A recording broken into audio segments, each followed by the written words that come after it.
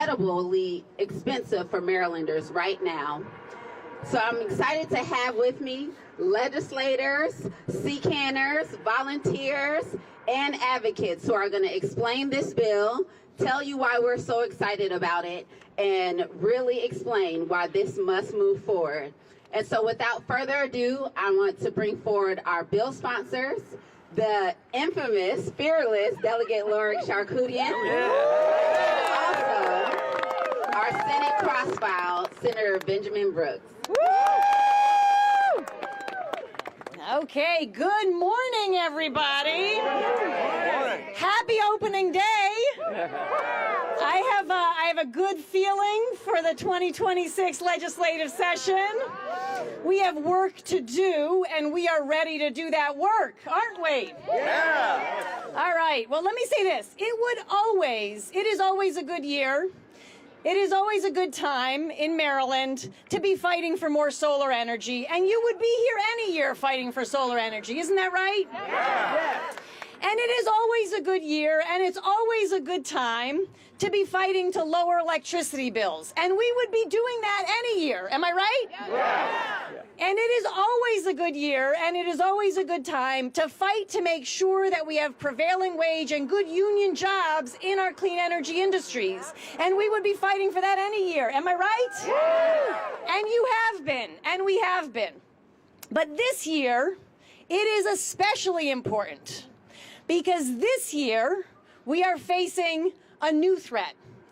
We have been facing the threat of climate change. We have been facing the threat of rising energy bills. We have been facing the threat of race to the bottom in too much of our work in the state and needing to make sure we're protecting good jobs. But this year, the new threat is Trump and the MAGA regime that is hell-bent on lining the pockets of their fossil fuel buddies and creating a petrostate in the United States of America. And we will not stand by while that happens. So this year, our solar bill is absolutely about putting more clean energy on the grid. It is absolutely about lowering bills, and it is absolutely about good jobs. But it is also about pushing back against authoritarianism and fascism that are always closely tied to the fossil fuel industry and always closely tied to lining the pockets of their billionaire buddies. This year, we see rates projected to go up even further because the Trump administration and their MAGA friends in Congress have raised taxes on clean energy.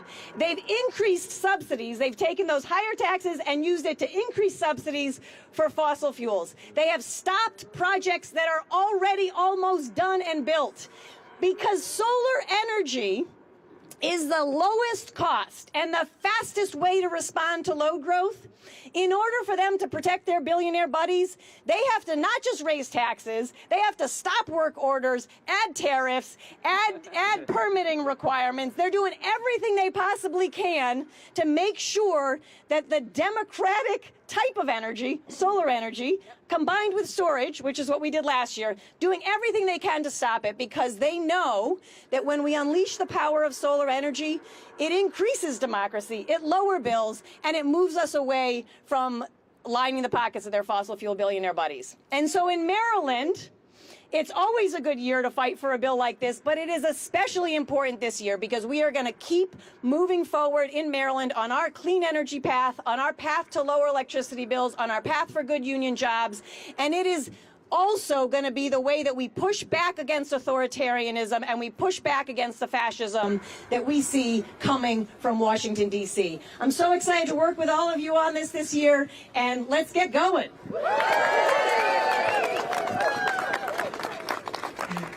Good morning, everyone. Good morning. Yeah, for the record, I'm Senator Ben Brooks, and I'm cross-filing that bill with Delegate Charkoudian. And how do you follow someone like her? You know, that's always a tough job. But yeah, we intend to get this bill passed. You know, and just to think about the fact that as of December 31, that big ugly bill did away with all of the ITC, the investment tax credit, or the renewables for installing solar. Just done. Cut off 10 years of additional life that bill had for generating, allowing people to install solar, And we know that it is the cheapest, it is the fastest deployable, it is the cleanest, So why would you take away those opportunities? Just to line the pockets of your big oil buddies, and the thing about it, we need the additional energy here in the state. And this big ugly bill is taking away all of these opportunities from us, But we're going to fight, and we're going to fight with the same level of intensity that he's bringing forward. So we're going to keep this up, and we're going to get this bill passed. Yes, we are. And I'm Ben Brooks, and I approve this message. Thank you, Senator Brooks, and your speech gave me another chant. Can we do another one really quickly? Yes. When you say fossil fuels, we say no. Fossil fuels? No. Fossil fuels? No. That's right. Okay, really quickly, I want to acknowledge some other clean energy champions who, even though they could be drinking coffee or eating breakfast right now, they chose to be on this stage with us to support this piece of legislation and support this movement. So I want to acknowledge Councilmember Conway, who came all the way from Baltimore City today. And then also Delegate Foley, who's here from the Environment and Transportation Committee. And last but not least, Delegate Allen, who's here with us today as well. Okay, now we're going to jump into our advocates, people from all across the state supporting this bill, and then we'll land with questions from the press. Starting off with Des.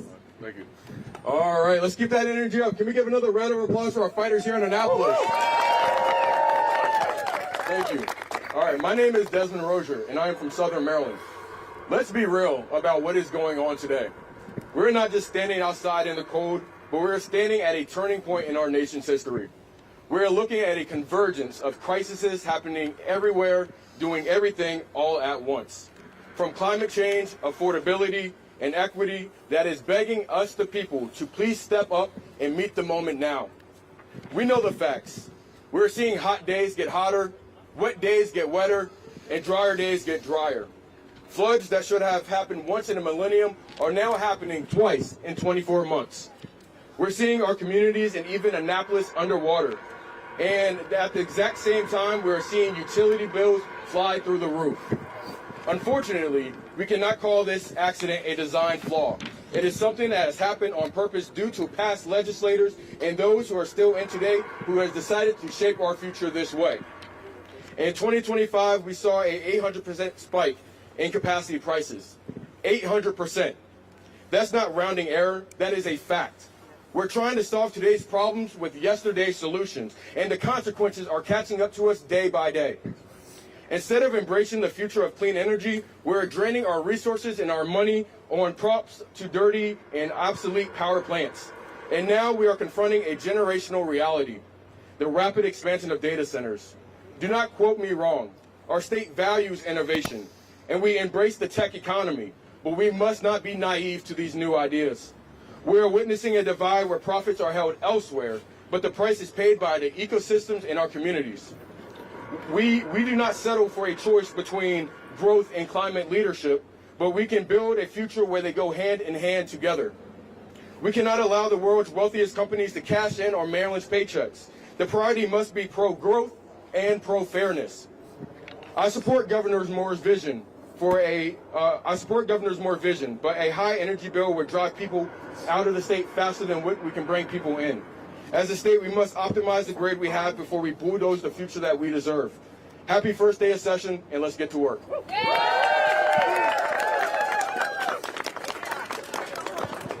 Good morning, everyone. My name is Robin Dutta. I'm the Executive Director of the Chesapeake Solar and Storage Association.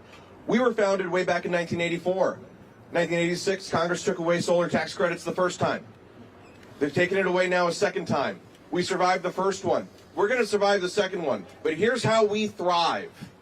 We thrive because of the tireless work in state capitals like Annapolis, the tireless work of partners like Delegate Charkoudian and Senator Brooks, and all of the work that over the last 20 years the Maryland General Assembly has done to support solar and now more so energy storage. Because when you have more solar in Maryland, when you have more battery storage in Maryland, you are lowering the cost of energy for everyone in Maryland. We know that next generation solar policies are going to be crucial for helping to fix and offset what's broken with the transmission operators who handle the big grid. We know they're broken. Maryland can take charge of energy and make sure that all energy policy in Maryland is geared towards fixing and offsetting and overcoming what's happening in the regional operators and what's been happening in Congress. Because good, clean energy policy is good energy policy for Maryland. It's going to bring jobs for solar and storage companies, for labor, and for everyone else, because it's going to provide relief on energy bills. That's what we've got. That's what we want to have happen in Maryland. Thank you all so much. Hello, everyone. My name is Rico Albuquerque. I'm a member of IBEW Local 24. Thank you. I'd like to thank the bill sponsors and all the advocates that are here today. Brittany Baker, CCAN, Interfaith Power and Light, Third Watch. I'm going to leave some folks out, but thank you for everyone coming here today.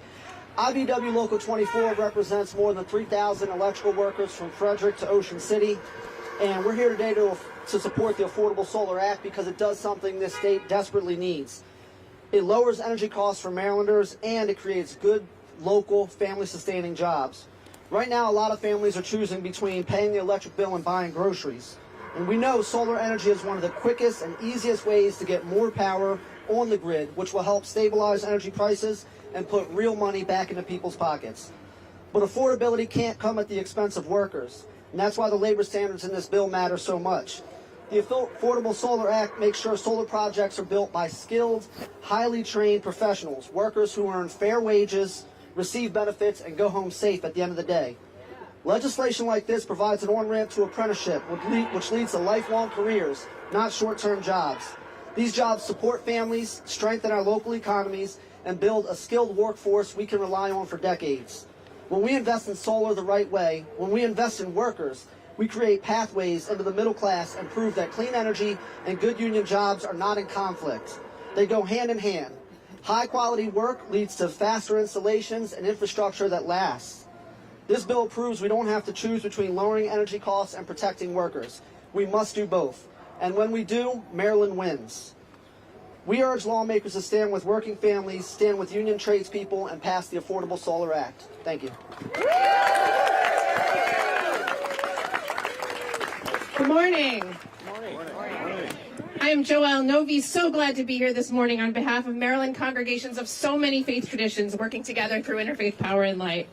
Our congregations are putting the resources given to us to such sacred purposes. Our faith communities are literally feeding the hungry and clothing the naked. Our faith communities are caring for those our scriptures command us to attend to, the least of these, the vulnerable, neighbors who are being treated like strangers. Our faith communities are protecting and comforting so many Marylanders who are hurting right now. Those being terrorized by ICE, those being harmed by the cruel destruction of so many of our federal systems of care. You know what is not a good use of our faith communities' funds? Paying some of Maryland's leading polluters higher and higher prices for the same dirty energy. Having to use funds donated for sacred purposes to pay for fuel-burning power, energy that is destroying the very world for which we gather to cultivate reverence and awe, energy that is destroying the world whose creator our communities gather every week to glorify. This is forcing Maryland's faith communities to continue paying extortative prices for dirty energy. This is what my people call in Yiddish, a shanda, a damn shame. One of the best ways for our facilities and our communities to stabilize and manage energy costs is to go solar, to get free of dependence on combustible fuels that have to be purchased over and over again, and instead harness the sun shining down onto our own buildings by putting up panels that one church called our newest stained glass windows. We have a map of on our website of over 70 Maryland congregations that are already powering their sanctuaries with solar power. And after Congress voted to sunset federal solar incentives last summer, our congregations made sacred haste.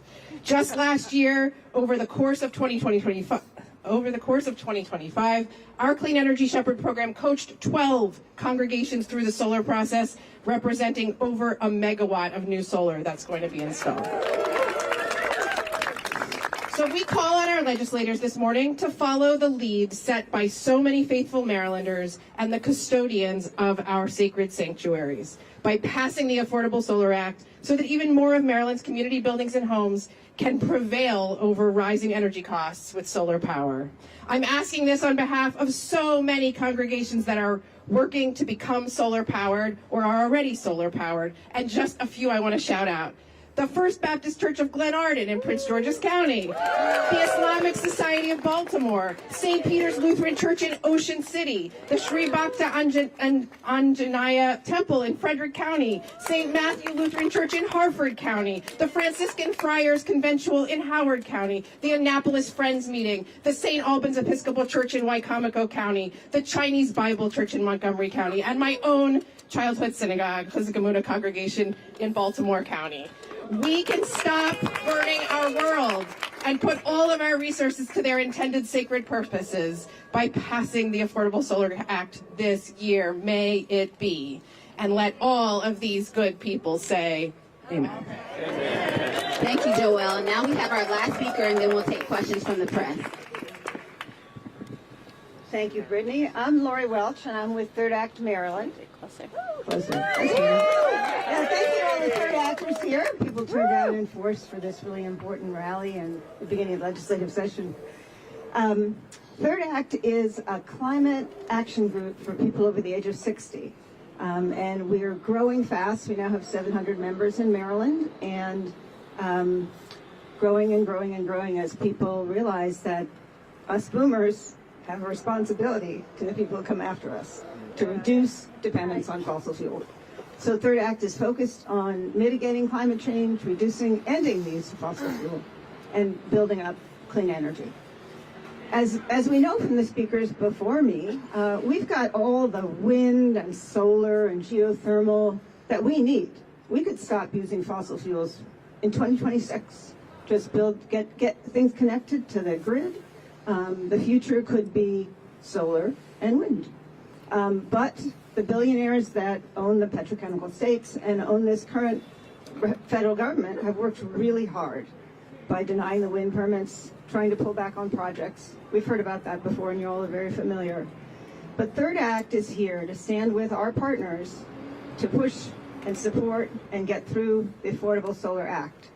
Third Act organized what we called Sunday last September, and we had 450 events around the country. Estimated 45,000 people turned out to learn about solar. We had congregations who have put solar on their roofs.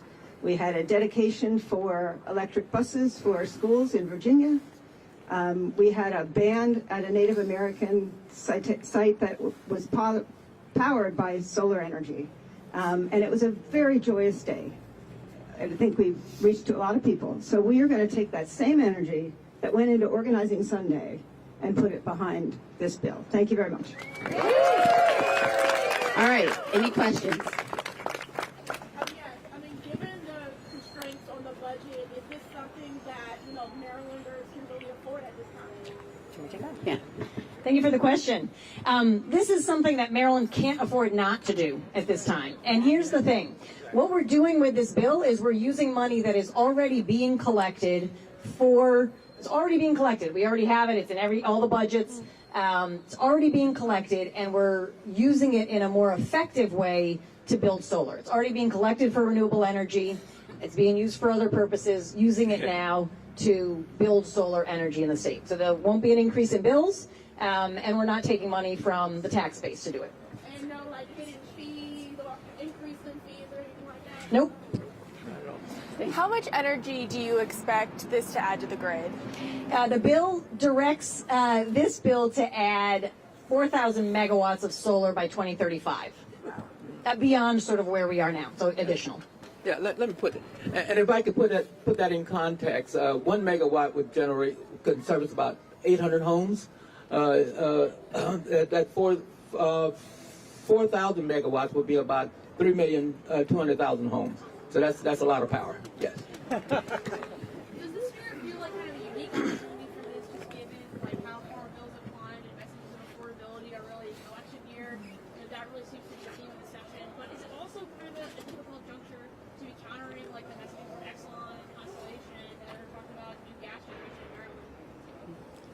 you want me to take it? The question was, is it a good year, a challenging year, given the messaging from Exelon and Constellation? And I think it's a Exelon and Constellation. I won't speak for what they're saying, but I think what we need to do is look at who is responsible for the increase in bills right now.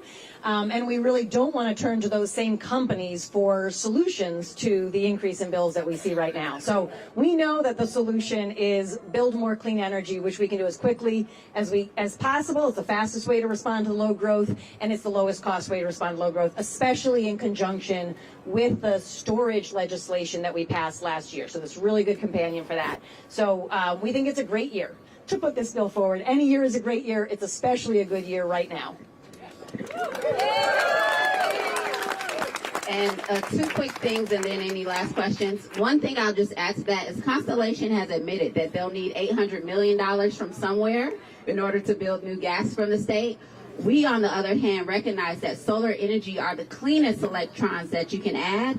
And on top of that, we don't need any additional money from anywhere in order to move forward with our proposal. So we really have a leg up here. And I also want to acknowledge Vice Chair Guyton, who's joined us today. We're so excited to have her and to bring her into the Chesapeake Climate Action community. I think she wants to take a picture. In an effort to protect the sea fund this year, last year it was turned to for budget needs as well as providing money to all ratepayers. Is there kind of an effort to protect and shield that this year? Yes. Do you want to speak to it? Yeah, so what this bill does is it takes the portion of money that has been collected for the renewable energy portfolio, and it takes money collected for the renewable energy portfolio and spends it on the renewable energy portfolio. So that's a piece of that. There is other money that's coming into the CEF that comes from RGGI and fines and other things, and I think simultaneous to this bill, you'll see efforts this session to protect that money, to make sure that money is going towards clean energy, towards energy efficiency, towards equity and climate equity. Those parts of it are not in this bill, but that'll be an effort this year that's also very important. Okay. I think she wants to get a picture of us afterwards. Okay. Picture. Oh. Any last questions? Great. So let's fill in all of the C-canners, third actors, advocates, friends. Please fill in so we can take a quick picture, and then the press conference is over. Thank you, everyone. We'll do pictures and a little bit more coffee and some chants.